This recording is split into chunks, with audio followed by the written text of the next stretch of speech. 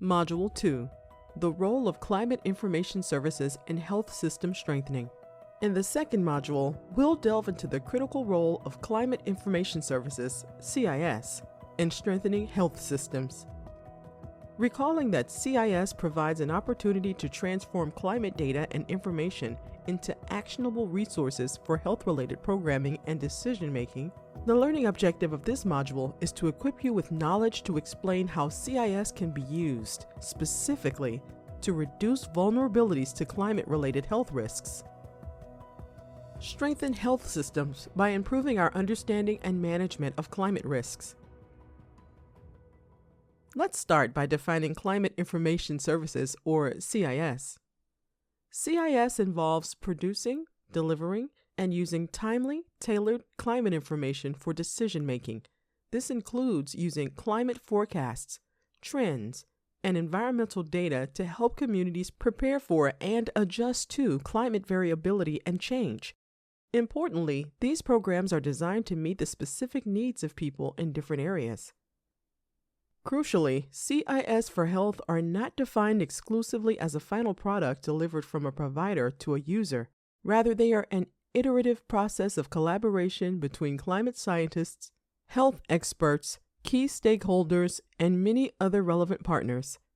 These actors must work together at every stage, from identifying needs, generating and building capacity to access, develop, deliver, and use relevant and reliable climate knowledge to enhance health decisions.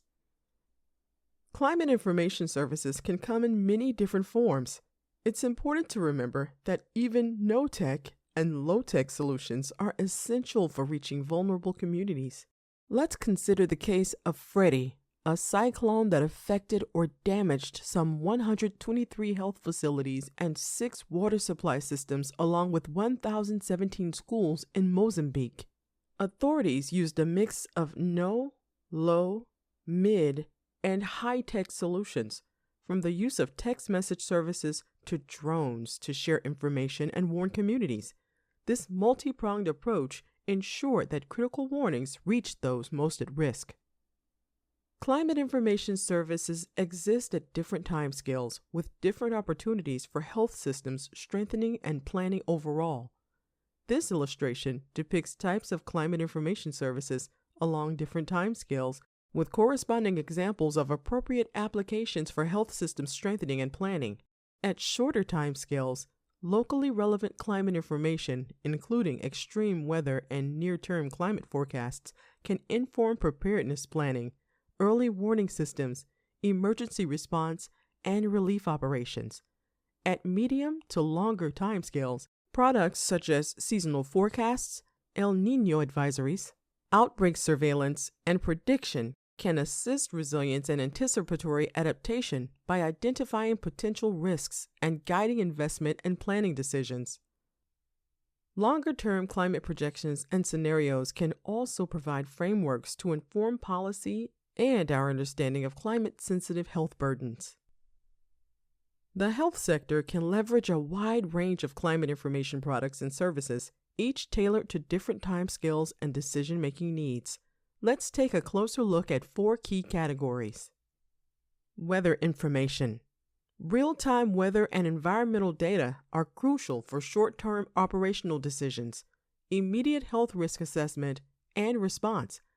Think of early warnings for extreme heat or flooding, for example. Short-term climate information. This can cover 10-day, monthly, seasonal to annual forecasts enabling protective measures. For example, health officials can get better target interventions to seasonal patterns, for instance, the distribution of vaccines. Mid-term climate information.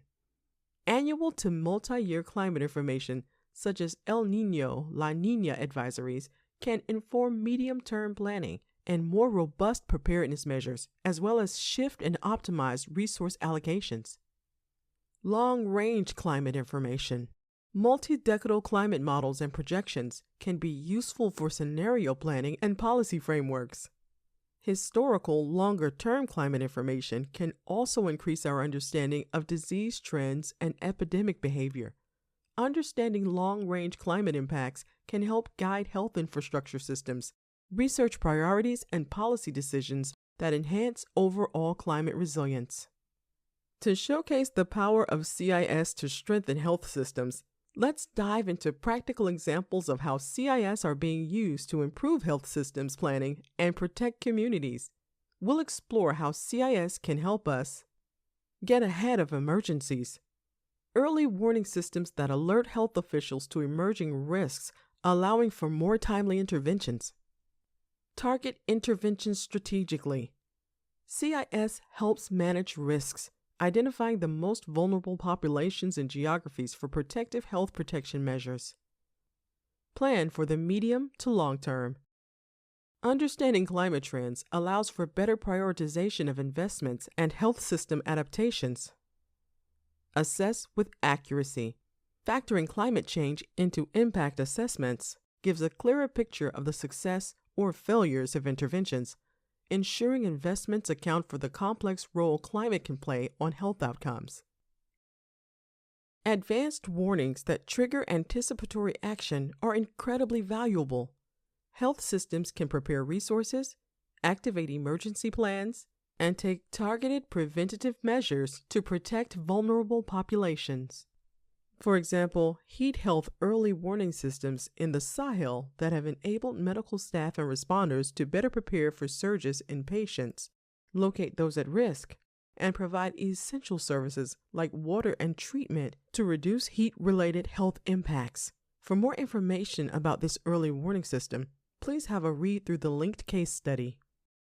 Organizations like the International Federation of Red Cross and Red Crescent Societies, IFRC, are also pioneering early warning systems tied to prearranged funding mechanisms. This enables a swift, proactive response before a disaster strikes, further protecting health systems and communities. The key takeaway is that CIS enables proactive action. It helps reduce the need for resource-inefficient last-minute responses and can lower the cost of humanitarian assistance in crisis situations. The accompanying case studies on the Climate Links portal complement these learning materials for a more in-depth look at these real-world applications. Multi-hazard early warning systems are essential to help countries and health systems prepare for extremes and have led to a significant reduction in mortality. Data published by UNDRR in a 2023 report showed that countries with limited to moderate multi-hazard early warning systems coverage have nearly 6 times higher disaster-related mortality than in countries with more established early warning systems. The Early Warnings for All initiative is an example of a pioneering effort supported in part by USAID to ensure everyone on Earth is protected from hazardous weather, water, and climate events. After significant investments by Early Warnings for All, the number of countries using multi-hazard early warning systems has doubled since 2015 and increased to 101 countries as of March 2023. The delivery of Early Warnings for All requires scale-up and coordinated multilateral investments and action across the 4 essential pillars of end-to-end, people-centered, multi-hazard early warning systems. Disaster Risk Knowledge and Management, led by the United Nations Office for Disaster Risk Reduction. Detection, Observation, Monitoring, Analysis, and Forecasting, led by the World Meteorological Organization. Warning Dissemination and Communication, led by the International Telecommunication Union. Preparedness and Response Capabilities, including on health-sensitive outcomes, led by International Federation of Red Cross. Another early warning initiative is the African Cholera Risk Early Warning System, or ACRUS. Recognizing the complex interplay between climate, environment, and cholera outbreaks, ACRUS aims to bolster health systems across Africa by leveraging climate information services. ACRUS quantifies the intricate relationships between climate variability, including phenomena like El Niño's Southern Oscillation, ENSO, and local conditions and the incidence of cholera outbreaks. This knowledge is then used to develop a comprehensive suite of predictive tools. These tools range from real-time environmental monitoring to seasonal forecasts, integrating Earth observation data and disease transition models. By collaborating with WHO's Global Task Force on Cholera Control, ACRUZ ensures that these tools are optimized for decision-making and that early warnings are effectively disseminated within the public health response network. Ultimately, ACRUZ empowers communities and health systems to take proactive measures against cholera by informing how resource allocation decisions can be optimized. In addition to early warning systems, risk management demonstrates the power of CIS to strengthen health systems.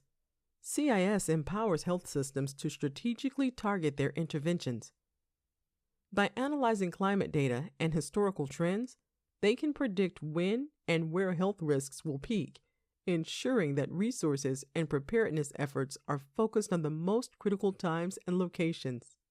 This data can reveal patterns in climate-related health events, when heat waves typically occur, or the consistency of disease transmission seasons. Understanding climate variability can also ensure interventions consider increased risks, like those driven by climate phenomena such as El Niño. CIS enables targeted protective interventions. This optimizes resources and maximizes the impact of health system efforts to protect vulnerable communities. This knowledge translates into practical action. For example, in flood-prone regions in Malawi, seasonal malaria chemoprevention medication, SMC, can be stocked and placed in high-risk areas before the rainy season while the infrastructure is still intact. The treatment must be administered to children under 5 years of age just before or during the rainy season. With tailored climate information, you can see whether rainfall patterns have shifted. MDive is a global platform that leverages satellite information and synthesizes multiple data streams at the district level so patterns can be visualized and analyzed. PMI uses this product to better inform its procurement plans and malaria eradication efforts. Another example is the Surveyor Amazon Fire Tracking Tool. An increase in hospital visits and hospitalizations during the forest fire season is now a typical annual phenomenon in the Amazon region for which the healthcare system must always be prepared. A Human Rights Watch report estimated that in some districts, the demand in healthcare increases by 30% during the fire season, with a 20% increase in the purchase of medicine, equipment, and inhalers. The risk of uncontrollable wildfires is exacerbated by El Niño. The Surveyor Amazon Fire Tracking Tool harnesses satellite data to forecast and track fires in real time. This critical CIS allows for targeted interventions, protecting both human health and the Amazon's invaluable carbon core. With its detailed fire classification and carbon emission estimates, the tool enables data-driven decision-making, ensuring that resources are directed where they have the most impact.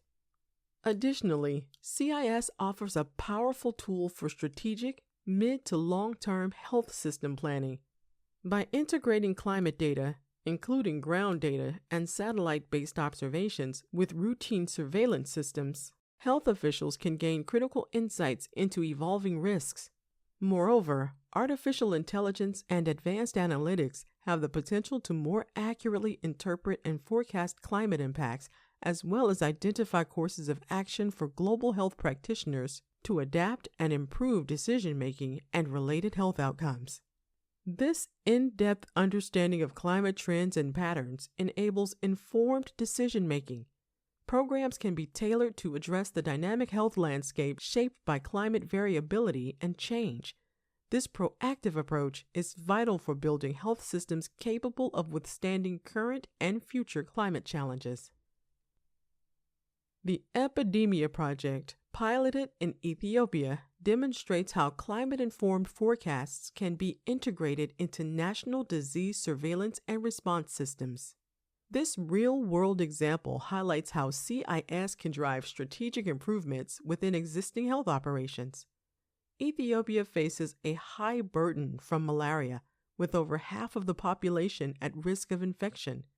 climate change is contributing to the spread of malaria by expanding suitable transmission conditions. Epidemia integrates malaria surveillance and climate data to generate malaria forecasts 8 to 12 weeks in advance of a potential outbreak, acting as an early warning system. The successful pilot in Ethiopia has demonstrated the tool's utility in delivering dedicated CIS for health system strengthening. The effectiveness of the tool indicated enhanced surveillance and response capabilities and the potential to reduce malaria cases and mortality rates, optimized outbreak responses, and improved health system capabilities, provided inputs into a national roadmap for more integrated monitoring and assessment overall. Click the link to the case study to learn more. When evaluating the success of health programs, it's essential to factor in the influence of climate. Failing to do so risks misinterpreting results and making uninformed decisions. For example, if the baseline period used for an impact assessment of malaria control efforts happened to be unusually wet or warm, the decline in cases during a drier period could be wrongly attributed to the program alone, rather than taking changing climate patterns into account. This underscores the importance of integrating climate data into impact assessments for a comprehensive and accurate understanding of what's driving changes in health outcomes. The U.S. President's Malaria Initiative, PMI's impact evaluations demonstrate this in practice. PMI, spearheaded by USAID and the CDC, has made significant investments in both malaria control and disease surveillance. Using high-quality climate data alongside traditional impact data, these evaluations assessed 15 high-burden countries. This approach provides a clearer picture of how climate shapes the effectiveness of health programs, so we can assess interventions and improve future efforts. Climate changing patterns mean diseases like malaria are affecting new areas, such as the highlands of East Africa.